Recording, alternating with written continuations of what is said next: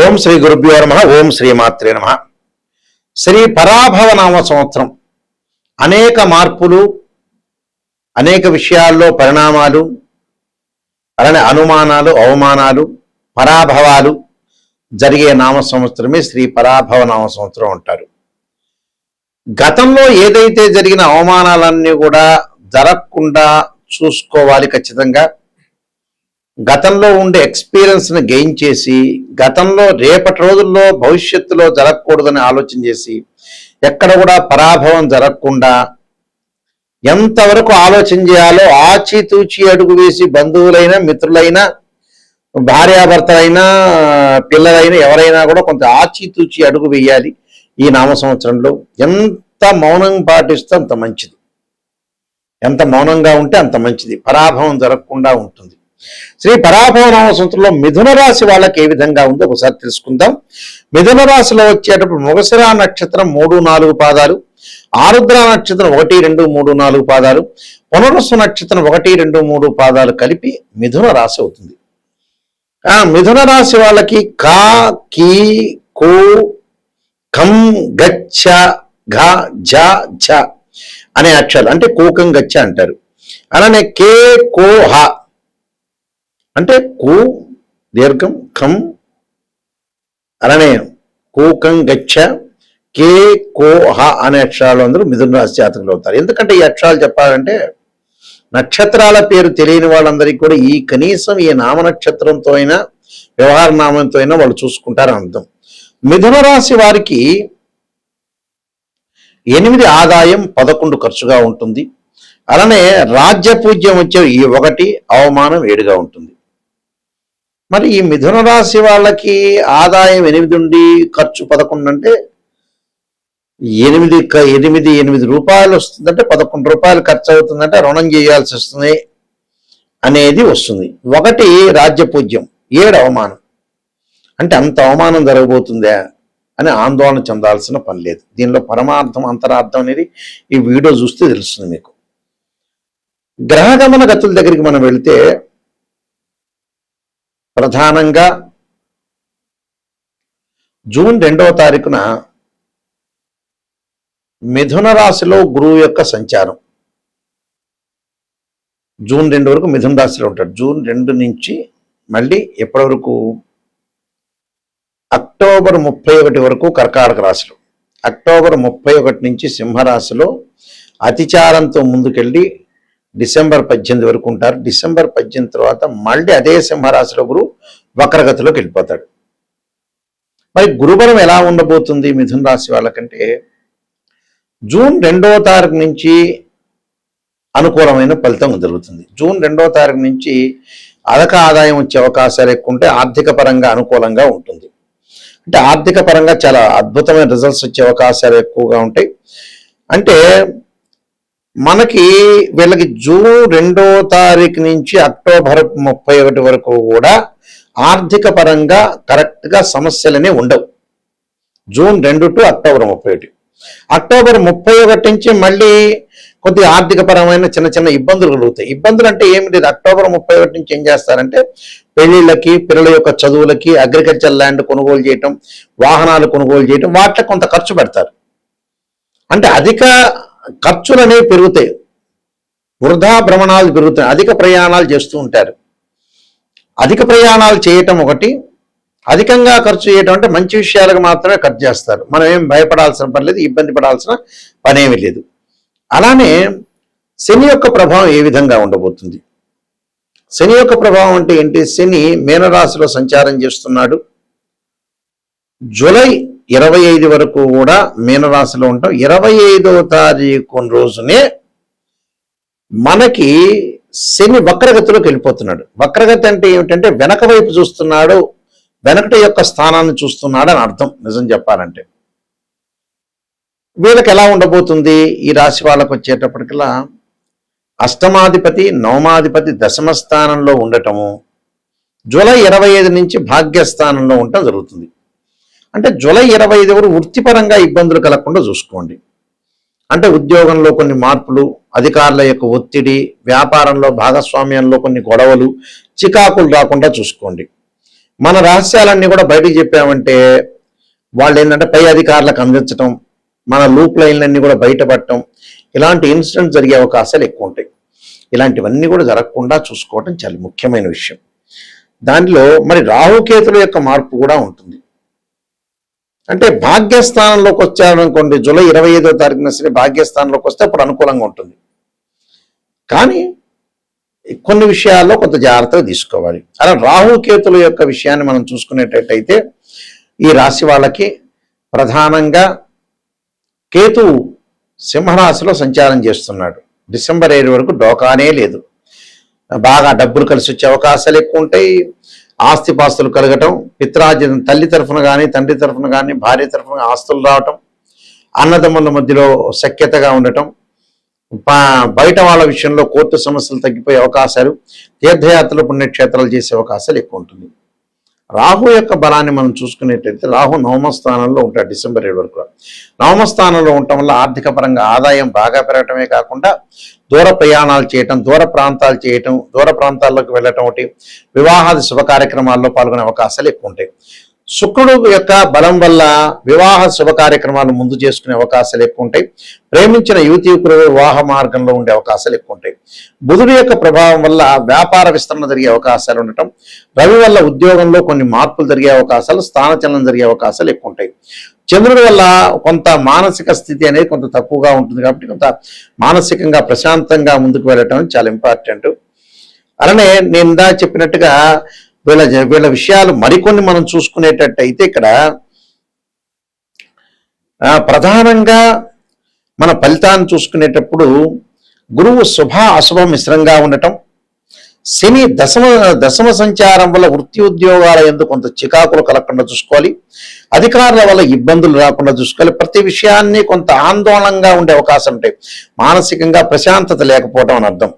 అయితే గురువు ద్వితీయ రాశి సంచారం అనగా జూన్ దగ్గర నుంచి అక్టోబర్ వరకు కూడా అన్ని విధాల అనుకూలంగా ఉంటుంది. జూన్ టు అక్టోబర్ వరకు వీళ్ళకి అన్ని విధాల అనుకూలంగా ఉండటం, వృత్తి ఉద్యోగాల యందు అభివృద్ధి, ధనలాభం, చాలా కాలం నుంచి రావాల్సిన బాకీలు వసూలు కావటం, మిగతా కాలంలో కొద్దిగా మానసికంగా ఆందోళన కలిగే అవకాశాలు ఉంటాయి. ఉద్యోగస్తులు కోరుకున్న స్థలానికి బదిలీలు కావటం, ప్రమోషన్లో ట్రాన్స్ఫర్ వచ్చే అవకాశాలు ఎక్కువ ఉంటాయి. లైఫ్ను కొంచెం ఎన్హాన్స్ చేసుకునే అవకాశాలు ఎక్కువ ఉంటాయి. ఇన్కమ్ అనేది బాగా గ్రోత్ అయ్యే అవకాశాలు ఎక్కువ ఉన్నాయి. అలానే ఐటీ అంటే సాఫ్ట్వేర్ రంగంలో ఉన్న వ్యక్తులందరికీ కూడా సంవత్సరం అంతా కూడా అభివృద్ధికరంగా ఉంటుంది, డెవలప్మెంట్ అయ్యే అవకాశాలు ఉంటాయి, ప్రమోషన్ లభించే అవకాశాలు ఉంటాయి. విదేశ ప్రయాణాలు వెళ్ళే అవకాశాలు అంటే విదేశీయ ప్రయాణాలు ఏవైతే ఉంటాయి అనుకూలించడం ఒకటి, అంటే అబ్రాడ్ వెళ్ళే అవకాశాలు ఉంటాయి, కంపెనీ త్రూ వెళ్ళే అవకాశాలు ఉంటాయి. అలానే విద్యార్థులు కూడా విదేశాల్లో మంచి యూనివర్సిటీలో సీట్ లభించే అవకాశం ఒకటి ఉండటం ఒకటి. అలానే మనం కేవలం ఉద్యోగ పరంగా వ్యాపార పరంగానే కాదు అబ్రాడ్ వెళ్ళటం అనేది, చూడటానికి కూడా వెళ్ళే అవకాశాలు ఎక్కువగా ఉంటాయి. అంటే విజిటింగ్ వీసా అంటారు, విజిటింగ్ వీసా వెళ్ళే అవకాశాలు ఉంటాయి. ఆ దేశంలో పౌరసత్వం కూడా లభించే అవకాశాలు ఖచ్చితంగా ఉంటాయి. అలానే వ్యాపారాలలో మంచి లాభాలు, అలానే వ్యాపారులకి మంచి లాభాలు వచ్చే అవకాశాలు, భాగస్వామ్య వ్యాపారం బాగా కలిసి రావటం ఒకటి, కిరాణా, ఫ్యాన్సీ, క్లాత్ షోరూమ్, ఎలక్ట్రానిక్స్ వ్యాపారులందరికీ కూడా ఈ సంవత్సరం అంతా కూడా విశేషమైన వ్యాపారాన్ని కొనసాగించే అవకాశం ఉంటుంది. అభివృద్ధి జరిగే అవకాశాలు ఎక్కువ ఉంటాయి. సంవత్సరం మధ్యలో చిన్న చిన్న ఇబ్బందులు కలుగుతాయి, అవి పెద్దగా అనుకోవాల్సిన పని లేదు. బంగారము అంటే గోల్డ్ షాప్స్, వెండి జ్యువెలరీ షాపుల వాళ్ళకు కానీ, రాగి సంబంధించిన వస్తువులకు కానీ, అది ఏదైతే మెటల్ వస్తువులకు కానీ విశేషమైన లాభాలు కలిగే అవకాశాలు ఉంటాయి. సిమెంటు, చెక్క, ఇసుక, రాయి, ఇనుము మొదలగు నూతన వ్యాపారాలు ప్రారంభం చేసే అవకాశాలు ఎక్కువగా ఉంటాయి. వీళ్ళు ప్రారంభం చేస్తారు, అధిక లాభాల్లో ఉండే అవకాశాలు కూడా బాగా ఎక్కువ ఉంటాయి. అలానే చిరు వ్యాపారులు అంటే పూలు పండ్లు అమ్మేవాళ్ళు, పాలు అమ్మేవాళ్ళు, వీళ్ళకు కూడా అనుకూలంగా ఉంటుంది. అంటే ఏది ఏమైనా కూడా కొన్ని రోజుల పాటు చాలా అద్భుతమైన రిజల్ట్స్ వచ్చే అవకాశాలు ఎక్కువ ఉంటాయి. అక్టోబర్ నుంచి మళ్ళీ డిసెంబర్ వరకు ఇదే వ్యాపారాలు మందకొడిగా సాగుతుంటాయి, స్లో అవుతూ ఉంటాయి. స్లో కావటం ఒకటి, తదుపరి మంచి లాభాలు వచ్చే అవకాశాలు ఎక్కువ ఉంటాయి. రియల్ ఎస్టేటు రంగం వాళ్ళకి కానీ, అగ్రికల్చర్ ల్యాండ్ వాళ్ళకి కానీ, మొదలగు కార్పొరేట్ ఆసుపత్రులు వాళ్ళకి కానీ కార్పొరేట్ కాలేజీ వాళ్ళకి కానీ అధికంగా లాభాలు కలిగే అవకాశాలు ఎక్కువ ఉంటాయి. అక్టోబర్ నుంచి డిసెంబర్ వరకు కొన్ని కేసుల వల్ల ఇబ్బందులు కలిగే అవకాశాలు ఉంటాయి. అయితే ఏది ఏమైనా వాళ్ళకి ఆదాయం అనేది బాగా పెరుగుతుంది. కొంత సమయం ఆదాయం పెరిగి కొంత సమయం పిల్లల యొక్క పెళ్లిళ్ళకి, ఎడ్యుకేషన్ పరంగా ఉండడానికి, ఇళ్ళు కొనుగోలు చేయటం, బంగారు ఆభరణాలు కొనుగోలు చేయటం, దుస్తులు కొనుగోలు చేసే అవకాశాలు ఎక్కువ ఉంటాయి. అయితే అవమానాల్లో ఎక్కువగా జరిగే అవకాశాలు ఎక్కువ ఉంటాయి.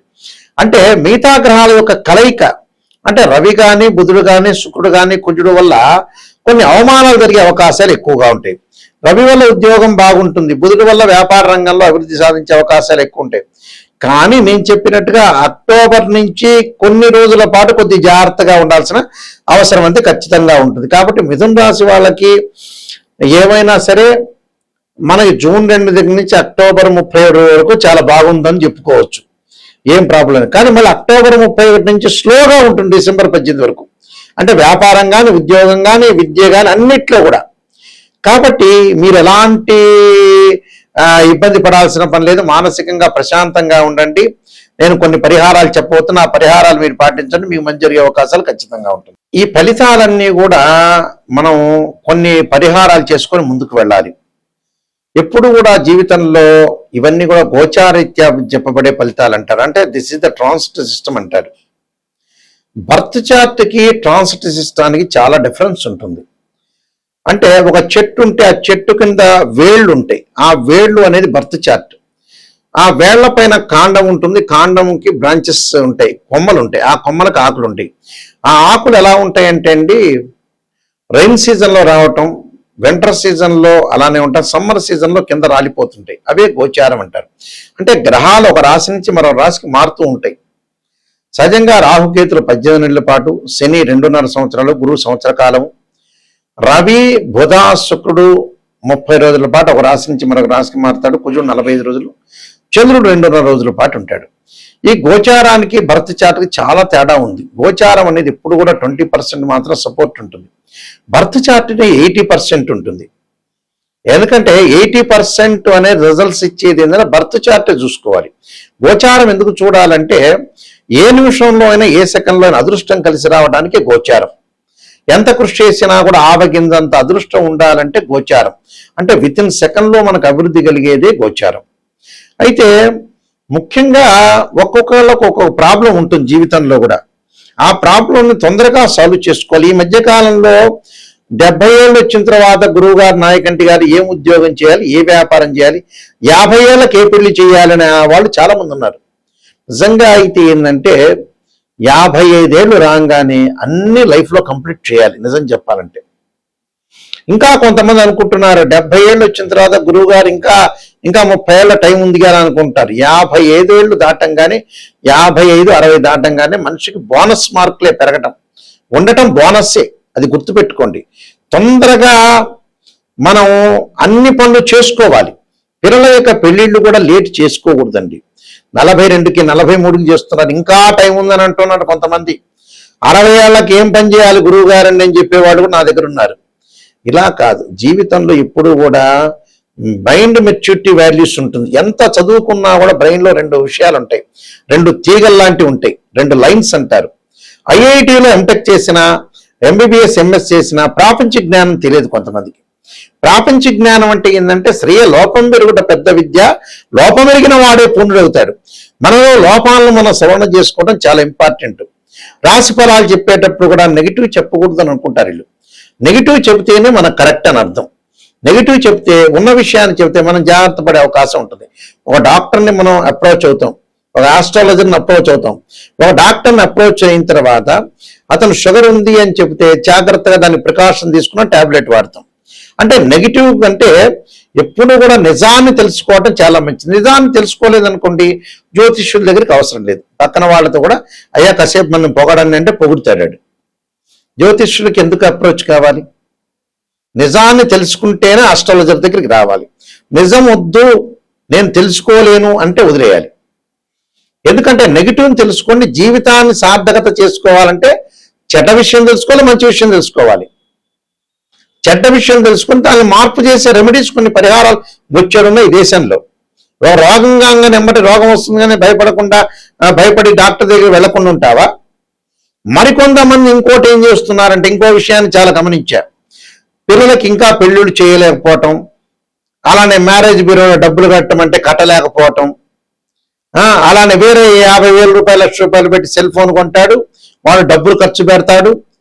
ఇన్ని రకాలు చేస్తుంటారు మనుషులు. ఒకవేళ పిసినార్తనం ఏమన్నా ఆనా పెళ్ళంట సినిమాలో కోటా శ్రీనివాసు లాగా పిసినార్తనం ఉంది, అలా లేదు. వేరే వాటిలో ఖర్చు పెట్టి లగ్జరీకి వాటిలో ఖర్చు పెడుతుంటారు. నేను చాలా మంది చూసిన ఆడపిల్లల పెళ్లిళ్ళకి చాలా లేట్ చేసి మ్యారేజ్ బ్యూరోలో డబ్బులు అడిగారని, హోమాలకి డబ్బులు అడిగారని, జాతకానికి డబ్బులు అడిగారని అడిగేవాళ్ళు చాలా మంది ఉంటారు. వాళ్ళు ఏం చేస్తారంటే, వీళ్ళందరికీ ఎవరికి కూడా కావలసిన పనికి ఇవ్వకుండా ఆటోమేటిక్గా 50,000 1,00,000 రూపాయలు సెల్ ఫోన్ కొంటారు, వృధాగా ప్రయాణాలు చేస్తారు, వృధాగా తిరుగుతుంటారు. ఎప్పుడు కూడా మరికొంతమంది వ్యక్తులను మేము చూసాం. మరికొంతమంది వ్యక్తులు ఏం చేస్తారంటే, అన్ని క్షేత్రాలకు వెళ్ళొస్తుంటారు, అన్ని క్షేత్రాలు అభిషేకం చేసుకుంటుంటారు, రెమెడీస్ దగ్గరికి వచ్చేట మేము నమ్మమంటారు. అంటే వాళ్ళకి ఏమిటి అని అంటే, దేవాలయాల్లో చేసే అభిషేకాలు కానీ, ప్రత్యేకంగా సిద్ధాంతులు చేసే అభిషేకాలకు కానీ కొద్దిగా వేరియేషన్ ఉంటుంది. చేసే చివరికి భగవంతుడికే.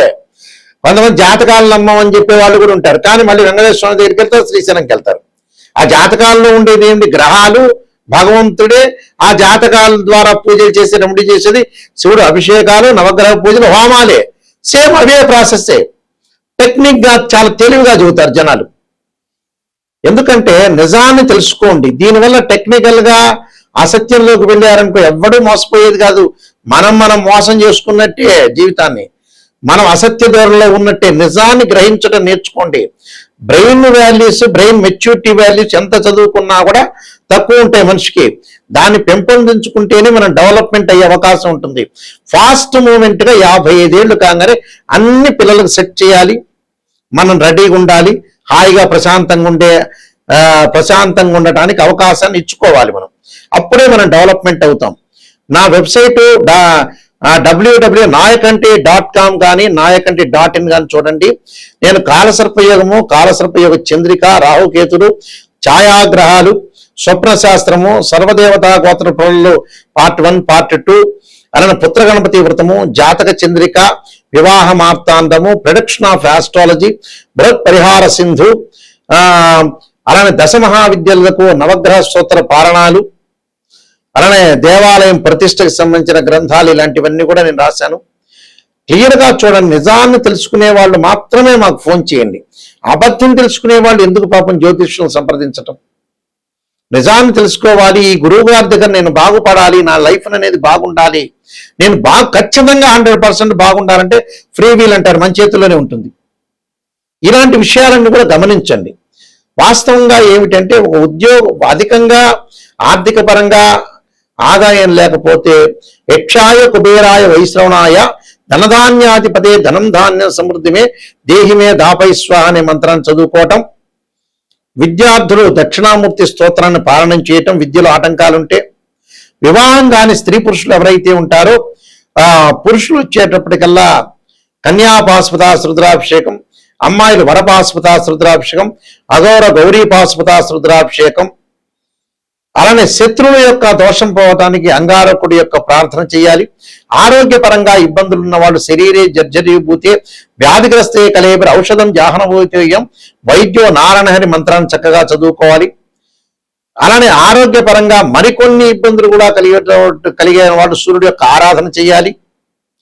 మానసికంగా ప్రశాంతతగా ఉండటానికి క్షీరపుత్రాయుధి అమృతతత్వాయుధిమే తన్నో చంద్ర ప్రచోదయాత్ అనే మంత్రాన్ని చదవాలి. భయాందోళన కలిగిన వాళ్ళు ఆంజనేయ స్వామి యొక్క ప్రార్థన చేయాలి. ఆంజనేయాయుధే వాయుపుత్రాయుధిమే తన్నో హనుమత్ ప్రచోదయాత్ అనే మంత్రం చక్కగా చదువుకోవాలి. ప్రతిదానికి ఒక రెమెడీ ఉంటుంది. ఎంతకీ రాశి ఫలాలు అంటే ట్రాన్సిట్ సిస్టమ్ అంటారు. గోచారం వేరు, బర్త్ చార్ట్ వేరు. బర్త్ చార్ట్ ఏంటంటే లగ్నం నుంచి డివిజనబుల్ చార్ట్స్ ని క్యాల్కులేషన్ చేస్తారు. చాలా మంది కూడా అనుకుంటారు నిమిషంలో జాతకం చెప్పడం అని. ఒక రాశిని, ఒక రాశి చక్రాన్ని అనాలిసిస్ చేయాలి. ఒక వివాహం కావటానికి రాశి చక్రము, నవాంశము, భావచక్రము, దశలు, అంతర్దశలు మ్యాథమెటికల్ క్యాల్కులేషన్ వేయాలి. అలానే ఉద్యోగపరంగా వృత్తిపరంగా చూడాలంటే రాశి చక్రము, దశమాంశము, భావచక్రము, అలానే దశ అంతర్దశలను చూడాలి. సంతానం కలగలేదంటే రాశి చక్రము, సప్తమాంశము, అలానే సప్తమాంశం తర్వాత భావచక్రము, దశలో అంతర్దశలో అనాలిసిస్ చేయాలి. అంటే D16 చార్ట్స్ అండ్ డివిజనబుల్ చార్ట్స్ అంటారు. డివిజనబుల్ చార్ట్స్ అంటే ఏంటంటే ఒక డాక్టర్ దగ్గరికి వెళ్ళంగానే ఎక్స్రే తీస్తే ఎక్స్రేలో తెలియకపోతే స్కానింగ్ తీయమంటాడు. స్కానింగ్ లో కూడా కరెక్ట్ రాకపోతే MRI స్కాన్, సిటీ స్కాన్ చేయమంటారు. అవే డివిజనబుల్ చార్ట్స్ అంటారు. ఎంబటే ఏదో రకంగా ఒక నిమిషంలో చెప్పటం కాదు, ఇంకా మ్యాథమెటికల్ క్యాలిక్యులేషన్ వేస్తే జాతకాన్ని చూడటానికి ఇంకా టైం పట్టే అవకాశాలు ఎక్కువగా ఉంటాయి. కాబట్టి ప్రతిదాన్ని కూడా గమనించండి. ఏజ్ అనేది లేదు మనిషికి. ఆ ఏజ్లోనే జీవితంలో సర్దుబాటు చేసుకోండి. ఉదయం పూట మనం సూర్యుడిని ఉదయించే కాలం చూస్తే అమ్మయ్య ఈరోజు మనం బతికున్నాం, ఈరోజు హ్యాపీగా ఉన్నాం, సూర్యుడిని చూసాం అనే లెక్కలో ఉన్న వాతావరణాన్ని నిజంగా జీవితంలో సీరియస్గా ఆలోచన చేయటం నేర్చుకోండి. లైఫ్లో ప్రతి ఒక్క మనిషి సీరియస్గా ఆలోచన చేయాలి. నెగ్లెక్ట్ లేదు జీవితం. పిల్లల యొక్క వివాహాలు కానీ, ఆరోగ్య సమస్యలు కానీ ప్రతిదీ కూడా ఈ కాలంలో వెంటాడుతూ ఉన్నాయి. ప్రతిదీ కూడా ప్రతి ఇంట్లో కూడా ఒక సమస్య ఉంటుంది. చాలా జాగ్రత్తగా పెళ్లి సంబంధాల విషయంలో కూడా చాలా జాగ్రత్తగా ఉండండి. ఏదైనా సరే అమ్మాయి కానీ అబ్బాయి కానీ పరిపూర్ణంగా ఇష్టపడితేనే ఈ మ్యారేజ్లకు వెళ్ళాలి. ఎంత అధికంగా ఖర్చు పెట్టామనేది ఫంక్షన్ హాల్ కాదు, ఎంత మంచి ముహూర్తంలో చేసాం, ఎంత మంచి జాతకాలు చూపించుకున్నాం. కుశదోషమా శుక్రదోషమా రకరకాల దోషాలు ఉంటాయి జాతకంలో. కాలసర్ప దోషం ఉంటుంది, సర్పదోషం ఉంటుంది, పెళ్లికి ఆలస్యం కావటానికి పునర్భవ దోషం ఉంటుంది. 2, 7, 8, 12 స్థానాలు చూడాలి. 6, 8, 12 స్థానాలు శుక్రదోషం చూడాలి. కుశదోషం ఉందా లేదా చూడాలి. శని చంద్రుల యొక్క కలయిక ఉందా, అయితే ఎలాంటి దోషాలు ఉన్నాయి, దోషాలు లేవా జాతకంలో అని పరిపూర్ణంగా గురువు గారిని అడిగి తెలుసుకోవాలి. నా నెంబర్ స్క్రీన్ మీద స్క్రోల్ అవుతుంది.